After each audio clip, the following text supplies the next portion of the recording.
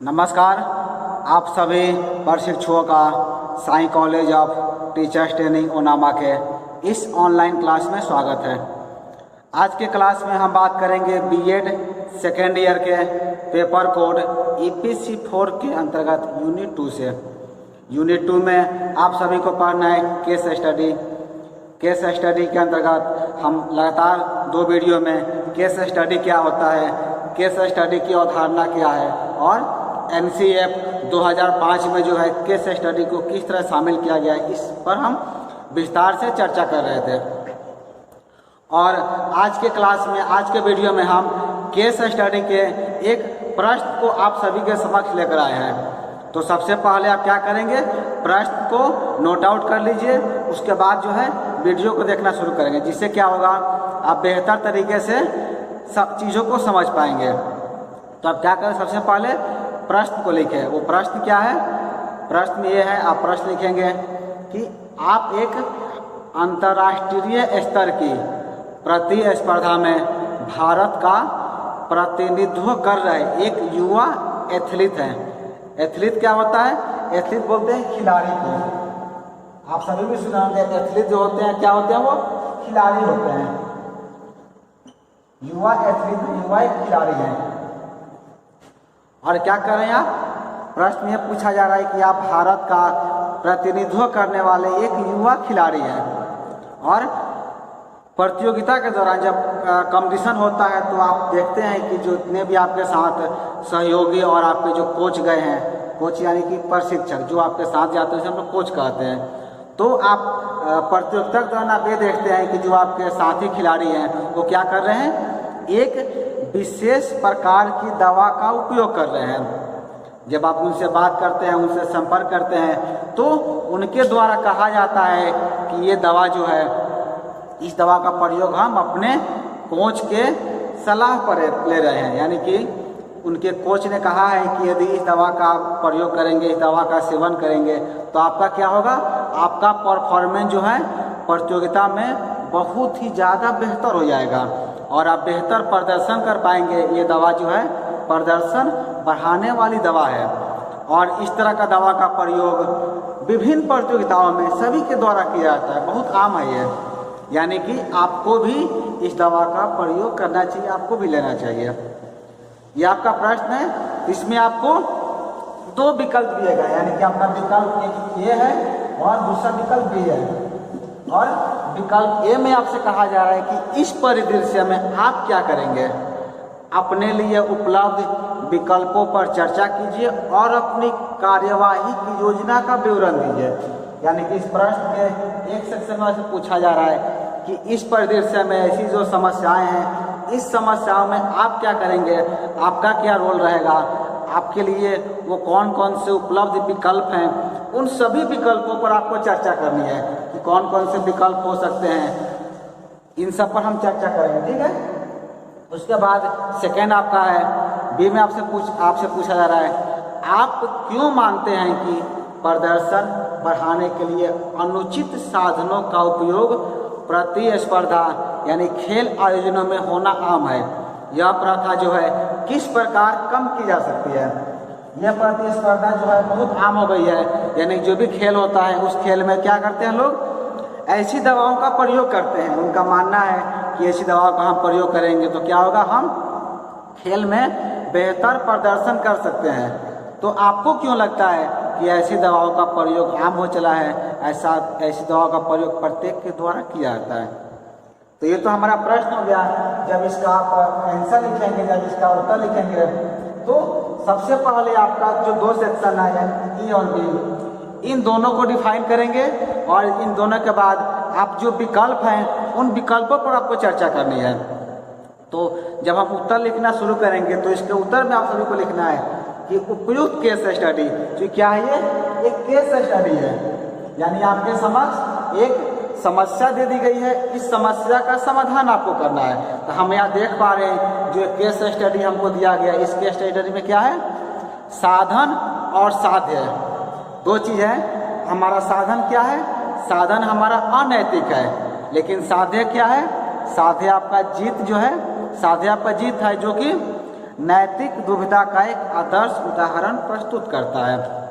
यहाँ पर दो चीज़ है, क्या है, आपका जो साधन है, साधन तो हमारा अनैतिक है, साधन सही नहीं है, लेकिन साध्य हमारा सही है, क्योंकि साध्य हमको जीत की प्राप्ति हो रही है।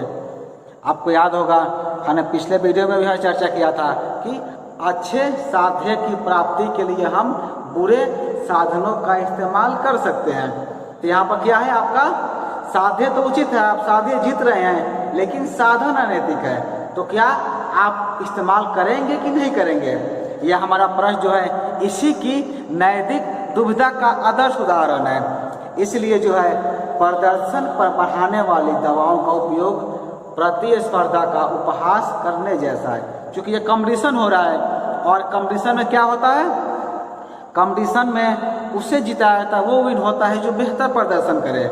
लेकिन आप तो प्रदर्शन नहीं कर रहे हैं, आप एक गलत साधन का इस्तेमाल करके आप अपना प्रदर्शन कर पा रहे हैं, तो क्या हुआ, फिर कंपटीशन का अर्थ क्या रह गया? कंपटीशन का तो उपहास हो गया, कंपटीशन का एक मजाक बनकर रह गया, तो उपहास करने जैसा ही है।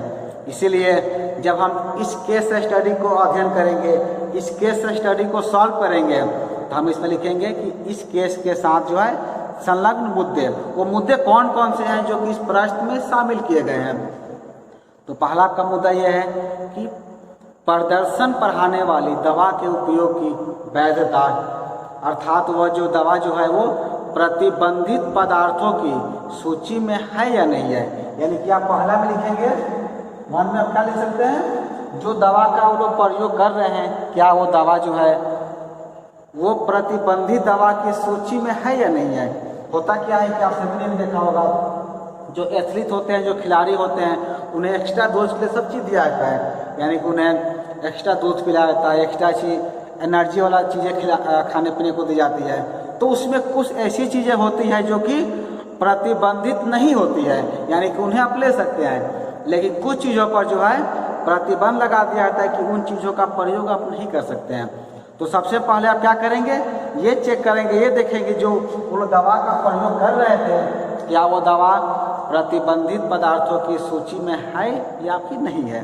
ठीक है, और दूसरा में आपको लिखना है, सेकेंड नंबर में आप लिखेंगे कि भारत जो है पिछले कुछ वर्षों में, यदि पिछले कुछ वर्षों के हम निर्देशों को देखें तो ये पाया गया है कि टॉप 10 जो उल्लंघनकर्ता देश है उनमें एक रहा है।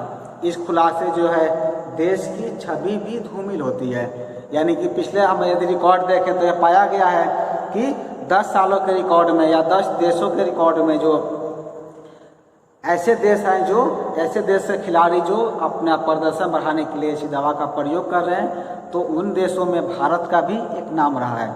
तो ऐसे कारणों से क्या होता है, भारत की छवि जो है धूमिल होती है, यानी कि बाहर जो है ये छवि आता है कि भारत के जो खिलाड़ी हैं वो ऐसी दवाओं का प्रयोग करते हैं।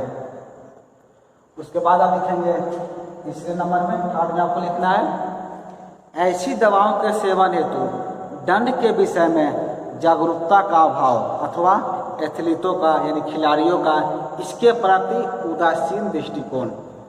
तीसरा में ये भी हो सकता है कि जो लोग दवा का प्रयोग कर रहे हैं, इस दवा का प्रयोग करने में जो पकड़े जाएंगे तो उनके खिलाफ कौन कौन से दंडात्मक कार्रवाई की जा सकती है, इसके बारे में उन्हें जानकारी नहीं होती है, जानकारी का अभाव होता है, या फिर जानकारी रहते हुए भी इसके प्रति वो क्या होते हैं, उदासीन होते हैं, उदासीन रवैया अपनाते हैं। ठीक है, उसके बाद आप चौथे में लिखेंगे, फोर्थ में आपको लिखना है कि कोच द्वारा, यानी जो आपके कोच हैं, जो आपके प्रशिक्षक हैं, उनके द्वारा भी अनैतिक प्रथाओं का प्रचार है। यानी कि जैसे मैंने प्रश्न में देखा कि खिलाड़ी क्या थे, दवा का प्रयोग कर रहे थे, जब आप उनसे डिस्कस करते हैं तो उनके द्वारा कहा जाता है कि हम कोच की अनुमति से ही इस दवा का प्रयोग कर रहे हैं।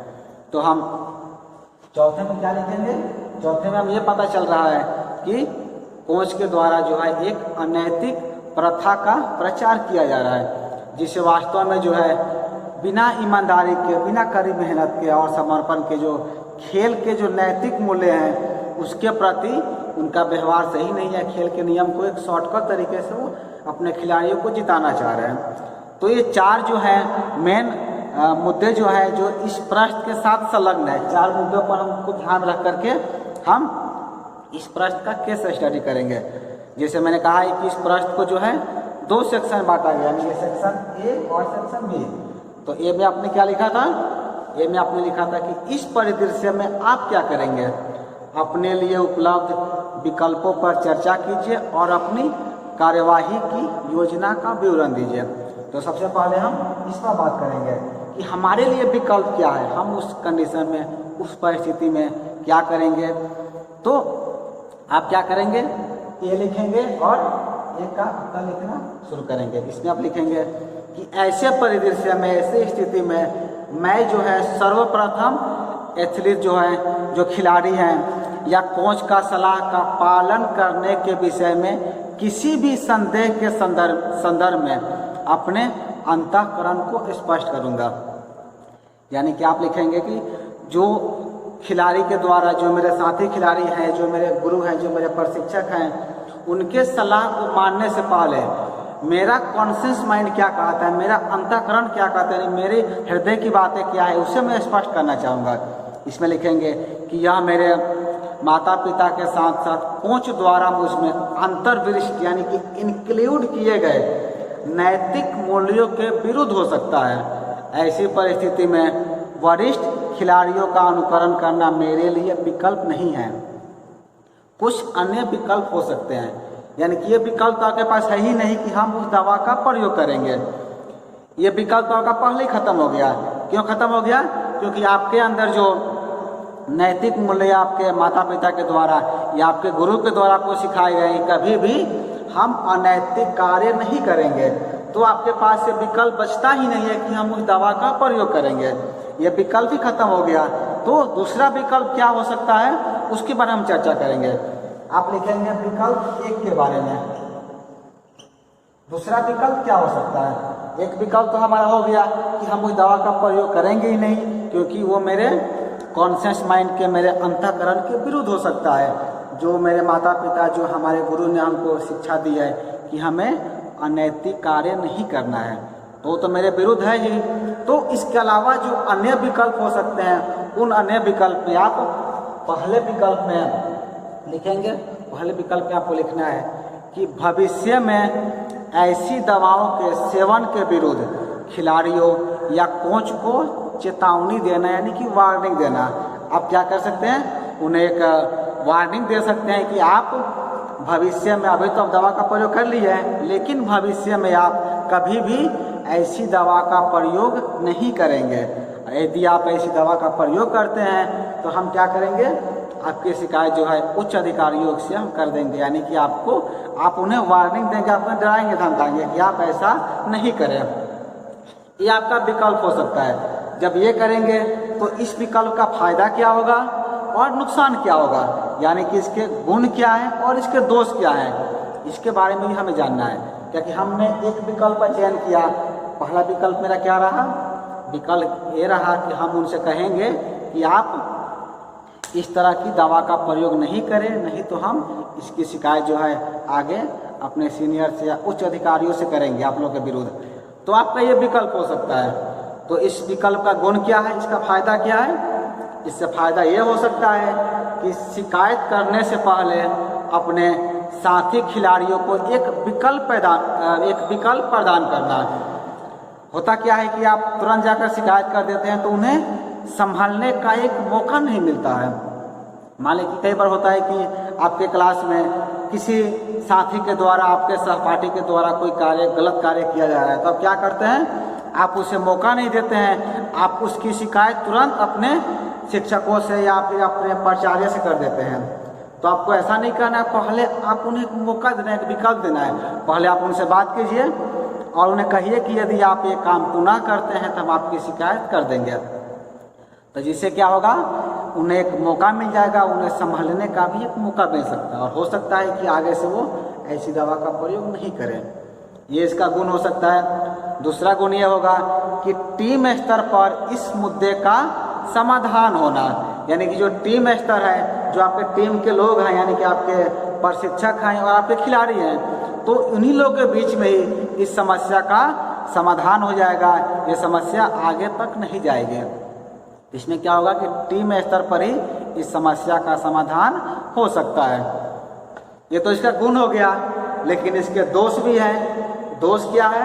दोष हो सकता है कि आपकी चेतावनी को लोग गंभीरता पूर्वक नहीं ले, यानी कि आप कहेंगे तो आपकी बातों को क्यों मानेंगे? वो तो अपने गुरु की बात मानेंगे, अपने प्रशिक्षक की बात मानेंगे, क्योंकि उनके द्वारा कहा गया है कि यदि आप उस दवा का प्रयोग करते हैं तो आप खेल में बेहतर प्रदर्शन करेंगे, आपको बेहतर अंक प्राप्त होंगे, तो आपकी बातों को या आपकी चेतावनी को गंभीरता पूर्वक नहीं मानेंगे। ये दोष हो सकता है। दूसरा दोष क्या होगा? दूसरा ये हो सकता है कि आपको चुप कराने के लिए या आपको शांत करने के लिए जो कोच है वो अनुशासनात्मक आधार पर आपको दंडित कर सकते हैं। ये भी हो सकता है कि आप अपने खिलाड़ी से नीचे पोस्ट पर हैं, तो हो सकता है कि आपको शांत करने के लिए, आपको चुप करने के लिए आपको अनुशासनात्मक आधार पर आपको दंडित भी कर सकते हैं, आपको कोई पनिशमेंट भी दे सकते हैं। और तीसरा इसका दोष ये हो सकता है कि यदि वे प्रतियोगिता में भाग लेते हैं, यदि कि आपने कहा और आपकी बातों को अनसुना करके वो प्रतियोगिता में यदि भाग ले लिए, तो उससे क्या होता है? उससे डोपिंग के बारे में पता लग सकता है। डोपिंग क्या होता है? आप सभी खेल देखते होंगे तो आप सभी जानते होंगे। डोपिंग शब्द का प्रयोग किया जाता है खेल में, DOPING। डोपिंग क्या होता है? डोपिंग जो होता है एक खेल प्रदर्शन में जो है अपनी ऊर्जा बढ़ाने के लिए एक प्रकार का ड्रग्स होता है। ड्रग्स को क्या बोलते हैं? डोपिंग बोलते हैं। इसका प्रयोग जो है, जो आप लोग खेल देखते होंगे या खेल समाचार सुनते होंगे तो उसमें डोपिंग शब्द का प्रयोग किया जाता है कि कोई खिलाड़ी जो है डोपिंग के केस में पकड़े गए हैं। तो ये जो डोपिंग शब्द जो होता है, यदि खिलाड़ी इसका प्रयोग करते हैं तो इस केस में वो पकड़े जा सकते हैं, और जब वो पकड़े जाएंगे तो इससे क्या होगा? एक असफल प्रतिस्पर्धा होगी और इससे भारत की छवि भी धूमिल हो सकती है। विकल्प 1 के बाद आप लिखेंगे विकल्प 2। विकल्प आप लिखेंगे 2, यानी कि विकल्प 1 में हमने देखा कि आप क्या करेंगे? उन्हें चेतावनी देंगे। तो हमने उसके गुण और दोष के बारे में जाना कि यदि हम विकल्प 1 का प्रयोग करते हैं तो उससे क्या फायदे हो सकते हैं और क्या नुकसान है। अब हमारे समझ क्या रहेगा? दूसरा विकल्प रहेगा। दूसरा विकल्प में आप क्या करेंगे? आप लिखेंगे विकल्प 2। विकल्प 2 में आपको लिखना है कि आप ये कर सकते हैं कि तत्काल प्रभाव से समूह के साथ आए उच्च अधिकारियों से प्रत्यक्ष शिकायत करना। आप दूसरे ऑप्शन में क्या करते हैं? दूसरे विकल्प में आपके साथ जो उच्च अधिकारी आए हैं, जो खेल के जो खिलाड़ी के साथ जो उच्च अधिकारी आते हैं देश के, आप क्या करेंगे? तत्काल प्रभाव से तुरंत जा करके उनके से आप शिकायत कर देंगे। तो इसका गुण क्या है? जब वहाँ पर शिकायत करेंगे तो इसका फायदा ये होगा कि उच्च प्राधिकरण निष्पक्ष प्रतिस्पर्धा हेतु आपकी शिकायत की वो सराहना कर सकते हैं। यानी कि जो उच्च प्राधिकारी, जो उच्च प्राधिकरण के निष्पक्ष जो अधिकारी होते हैं या जो खेल के साथ जो अधिकारी गए हैं, वो क्या करेंगे?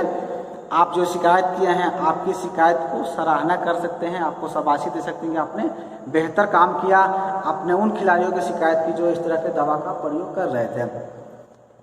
इसके दूसरा गुण है। नुकसान क्या हो सकता है? इसका दोष क्या है? दोष यह है कि खिलाड़ियों या कोच को जो है उनके कार्यों के संबंध में स्पष्टीकरण का अवसर प्राप्त नहीं होगा।